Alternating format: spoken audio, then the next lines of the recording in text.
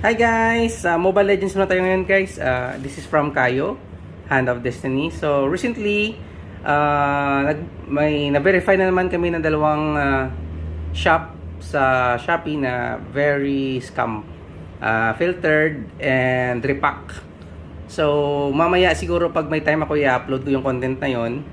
And right now, I decide na magbukas naman ng iba na box na hindi pa na ng mga nag-filtered kasi nai-enjoy mo yung pool. So sige, subukan natin to guys. Pack 1 muna tayo. La la la la la la. Actually ang ganda ng ano nila, oh. Ang ganda ng box nila guys, oh.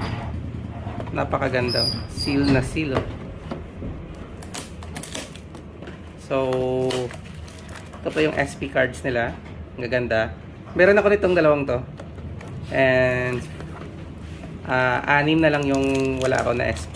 So SP nila is a total of 10. Ganda guys. Ang ganda.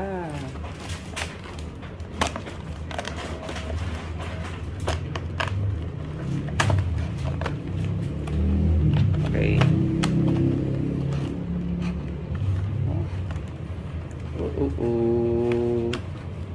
Ang ganda guys. Dito pala, sorry. Sorry. Mali ako. So Hand of Destiny. Ito yung mga cards.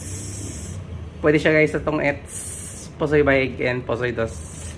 May comics and yung mga chase cards, frames and chase card, AR, and ito SPs. Yan. Ito naman yung retrieval rate. And yun. Ang ganda guys. Sige. Pack 1. Pack number 1.